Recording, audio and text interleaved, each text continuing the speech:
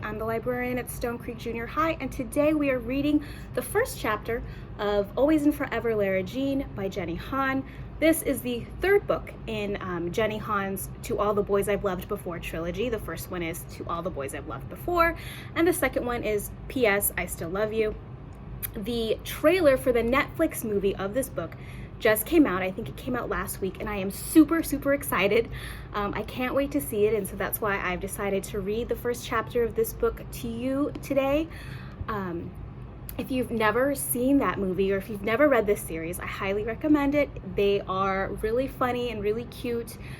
They just make me happy. The movies are awesome. I think the casting was perfect, and Lara Jean has the cutest outfits. So I'm really excited, and I'm also a little sad because my kids aren't here to, you guys aren't here to be excited with me about this book. So if you've never read this series before, it's basically about a Korean American girl named Lara Jean who ends up fake dating a boy that she used to like named Peter Kavinsky, and then they end up dating for real. They actually become boyfriend and girlfriend. So in this book deals a lot with Lara Jean and Peter getting ready to go to college, which is a really big deal when you're a senior in high school, and it's like the next big step. So let's get started. The epigraph for this book is as follows. I don't know what lies around the bend, but I'm going to believe that the best does. L.M. Montgomery, Anne of Green Gables. Chapter 1. I like to watch Peter when he doesn't know I'm looking. I like to admire the straight line of his jaw, the curve of his cheekbone. There's an openness to his face, an innocence, a certain kind of niceness. It's the niceness that touches my heart the most. It's Friday night at Gabe Rivera's house after the lacrosse game. Our school won, so everyone is in very fine spirits, Peter most of all, because he scored the winning shot. He's across the room playing poker with some of the guys from the team. He is sitting with his chair tipped back, his back against the wall. His hair is still wet from showering after the game. I'm on the couch with my friends Lucas Krapp and Pammy Subkoff, and they're flipping through the latest issue of Teen Vogue, debating whether or not Pammy should get bangs. What do you think, Lara Jean? Pammy asks, running her fingers through her carrot-colored hair. Pammy is a new friend. I've gotten to know her because she dates Peter's good friend Darrell. She has a face like a doll, round as a cake pan, and freckles dust her face and shoulders like sprinkles.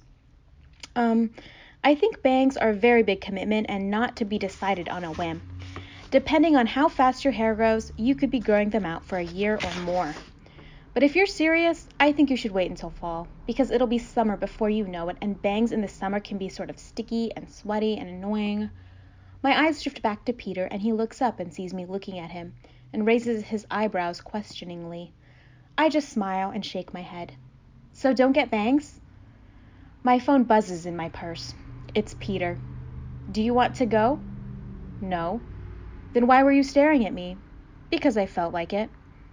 Lucas is reading over my shoulder. I push him away, and he shakes his head and says, Are you guys really texting each other when you're only 20 feet away? Pammy crinkles up her nose and says, So adorable. I'm about to answer them when I look up and see Peter sweeping across the room toward me with purpose. Time to get my girl home, he says. What time is it? I say. Is it that late already? Peter's hoisting me off the couch and helping me into my jacket. Then he pulls me by the hand and leads me through Gabe's living room. Looking over my shoulder, I wave and call out, Bye, Lucas. Bye, Pammy. For the record, I think you would look great with bangs. Why are you walking so fast? I ask as Peter marches me through the front yard to the curb where his car is parked. He stops in front of the car, pulls me toward him, and kisses me, all in one fast motion. I can't concentrate on my cards when you stare at me like that, Covey. Sorry, I start to say, but he's kissing me again, his hands firm on my back. When we're in the car, I look at his dashboard and see that it's only midnight. I say, I still have an hour until I have to be home. What should we do? Of the people we know, I'm the only one with an actual curfew. When the clock strikes 1 o'clock, I turn into a pumpkin. Everyone is used to it by now. Peter Kavinsky's goody two-shoes girlfriend who has to be home by 1. I've never once minded having a curfew, because truly it's not like I'm missing out on anything so wonderful. And what's that old saying? Nothing good happens after 2 a.m. Unless you happen to be a fan of watching people play flip cup for hours on end. Not me. I'd much rather No, I'd much prefer to be in my flannel pajamas with a cup of night-night tea and a book. Thank you very much. Let's just go to your house. I want to come inside and say hi to your dad and hang out for a bit. We could watch the rest of Aliens. Peter and I have been working our way down our movie list, which consists of my picks, favorite movies of mine that he's never seen, his picks, favorite movies of his that I've never seen, and movies neither of us have seen. Aliens was Peter's pick, and it's turning out to be quite good. And even though once upon a time Peter claimed he didn't like rom-coms, he was very into Sleepless in Seattle, which I was relieved for, because I just don't see how I could be with someone who doesn't like Sleepless in Seattle. Let's not go home yet, I say. Let's go somewhere. Peter thinks about it for a minute, tapping his fingers on the steering wheel, and then he says, I know where we can go. Where? Wait and see, he says, and he puts the windows down. The crisp night air fills the car. I lean back into my seat. The streets are empty, the lights are off in most of the houses. Let me guess, we're going to the diner because you want blueberry pancakes. Nope. It's too late to go to Starbucks, and Biscuit Soul Food is closed. Hey, food isn't the only thing I think about, he objects then. Are there any cookies left in that Tupperware? They're all gone, but I might have some more at home if Kitty didn't eat them all. I dip my arm out the window and let it hang. Not many more nights left like these, where it's cool enough to need a jacket. I look at Peter's profile out of the corner of my eye. Sometimes I still can't believe he's mine. The handsomest boy of all the handsome boys is mine, all mine. What? He says. Nothing, I say. 10 minutes later, we are driving onto the University of Virginia campus, only nobody calls it campus. They call it grounds. Peter parks along the side of the street. It's quiet for a Friday night in a college town, but it's UVA spring break, so a lot of kids are still gone. We're walking across the lawn, his hand in mine, when I'm hit with a sudden wave of panic. I stop short and ask, Hey, you don't think it's bad luck for me to come here before I'm actually in, do you? Peter laughs. It's not a wedding. You're not marrying UVA. Easy for you to say. You're already in. Peter gave a verbal commitment to the UVA lacrosse team last year, and then he applied early action in the fall. Like with most college athletes, he was all but in, so long as his grades stayed decent. When he got the official yes back in January, his mom threw a party for him, and I baked a cake that said, I'm taking my talents to UVA in yellow frosting. Peter pulls me by the hand and says, Come on, Covey, we make our own luck. Besides, we were here 2 months ago for that thing at the Miller Center. I relax. Oh yeah. We continue our walk across the lawn. I know where we're going now, to the rotunda, to sit on the steps. The rotunda was designed by Thomas Jefferson, who founded the school, and he modeled it after the Pantheon, with its white columns and big dome top. Peter runs up the brick steps Rocky style and plops down. I sit down in front of him, leaning back and resting my arms on the tops of his knees.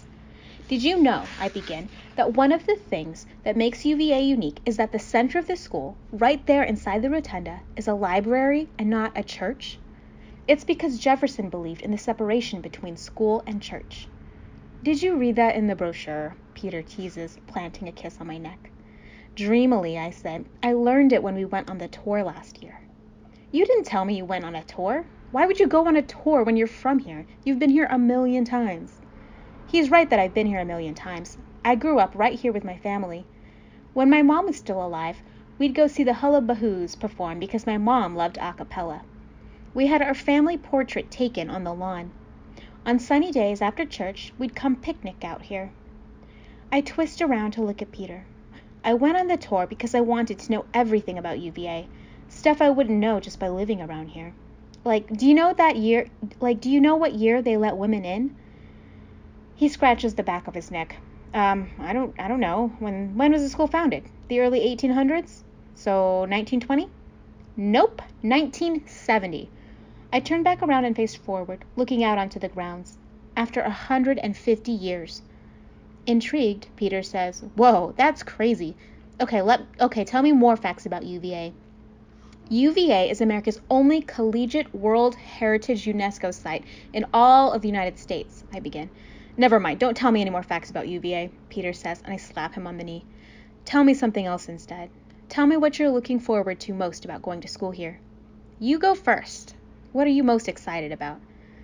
Right away, Peter says, That's easy, streaking down the lawn with you. That's what you're looking forward to more than anything? Running around naked? Hastily, I add, I'm never doing that, by the way. He laughs. It's a UVA tradition. I thought you were all about UVA traditions. Peter! I'm just kidding. He leans forward and puts his arms around my shoulders, rubbing his nose in my neck the way he likes to do. Your turn. I let myself dream about it for a minute. If I get in, what am I most looking forward to? There are so many things, I can hardly name them all. I'm looking forward to eating waffles every day with Peter in the dining hall, to us sledding down O Hill when it snows, to picnics when it's warm, to staying up all night talking and then waking up and talking some more, to late night laundry and last minute road trips, to everything. Finally, I say, I don't want to jinx it. Come on. Okay. I guess I'm most looking forward to going to the McGregor room whenever I want. People call it the Harry Potter room because of the rugs and chandeliers and leather chairs and the portraits on the wall.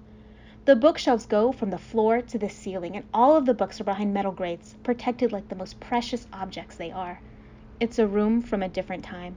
It's very hushed, reverential even. There was this one summer, I must have been 5 or 6, because it was before Kitty was born. My mom took a class at UVA, and she used to study in the McGregor room. Margot and I would color or read. My mom called it the magic library, because Margot and I never fought inside of it. We were both quiet as church mice. We were so in awe of all the books and of the older kids studying. Peter looks disappointed. I'm sure it's because he thought I would name something having to do with him, with us. But for some reason, I want to keep those hopes just for me for now. You can come with me to the McGregor room, I say, but you have to promise to be quiet. Affectionately, Peter says, Lara Jean, only you would look forward to hanging out in a library. Actually, judging by Pinterest alone, I'm pretty sure a lot of people would look forward to hanging out in such a beautiful library. Just not people Peter knows. He thinks I'm so quirky. I'm not planning on being the one to break the news to him that I'm actually not that quirky. That in fact, lots of people like to stay home and bake cookies and scrapbook and hang out in libraries. Most of them are probably in their 50s, but still. I like the way he looks at me, like I am a wood nymph that he happened upon one day and just had to take home to keep. Peter pulls his phone out of his hoodie pocket. It's 12:30. We should go soon. Already? I sigh. I like being here late at night. It feels like the whole place is ours. In my heart, it was always UVA. I've never really expected to go anywhere else or even really thought about it. I was going to apply early when Peter did, but my guidance counselor, Mrs. Duval, advised me against applying early action because she said it would be better to wait so they could see my senior mid-year grades. According to Mrs. Duval, it's always best to apply at your peak moment. And so I ended up applying to 5 schools. At first it was just going to be UVA, the hardest to get into and only 15 minutes from home. William and Mary, the second hardest to get into and also my second choice, 2 hours away. And then the University of Richmond and James Madison, both only an hour away and a tie for third choice, all in-state. But then Mrs. Duval urged me to apply to just one out-of-state school, just in case, just to have the option. So I applied to the University of North Carolina at Chapel Hill. It's really hard to get into out-of-states, but I picked it because it reminds me of UVA. It has a strong liberal arts program and it's not too far away, close enough to come home in a hurry if I needed to. But if I had the choice, I would still pick UVA every time. I've never wanted to be far from home. I'm not like my big sister. Going far away, that was her dream. She always wanted the world. I just want home, and for me, UVA is home, which is why it's the college I've measured all other colleges against. The perfect storybook campus, the perfect everything. And of course, Peter. We stay a bit longer, me telling Peter more facts about UVA and Peter making fun of me for knowing so many facts about UVA. Then he drives me home. It's nearly 1 a.m. when we pull up in front of my house. The downstairs lights are all off, but my dad's bedroom light is on. He never goes to bed until I'm home. I'm about to hop out when Peter reaches across me and stops me from opening the door. Give me my goodnight kiss, he says. I laugh. Peter, I have to go. Stubbornly, he closes his eyes and waits, and I lean forward and plant a quick kiss on his lips. There. Satisfied? No. He kisses me again like we have all the time in the world and says, what would happen if I came back after everyone went to sleep and I spent the night and left early in the morning, like before dawn? Smiling, I say, you can't, so we'll never know. But what if? My dad would kill me. No, he wouldn't. He'd kill you. No, he wouldn't. No, he wouldn't, I agree, but he'd be pretty disappointed in me, and he'd be mad at you. Only if we get caught, Peter says, but it's half-hearted. He won't risk it either. He's too careful about staying in my dad's good graces. You know what I'm really looking forward to the most? He gives my braid a tug before saying, not having to say goodnight. I hate saying goodnight. Me too, I say. I can't wait until we're at college. Me too, I say. And I kiss him one more time before jumping out of the car and running toward my house. On the way, I look up at the moon, at all the stars that cover the night sky like a blanket, and I make a wish. Dear God, please, please let me get into UVA.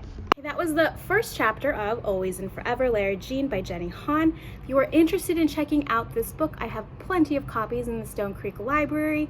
If you are watching this from another school, check Destiny Discover to see if your school library has a copy of this book. If there is a book that you would like me to read the first chapter of or you want to know more about, just let me know. You can message me on Canvas. Thanks for watching. I'll see you guys soon.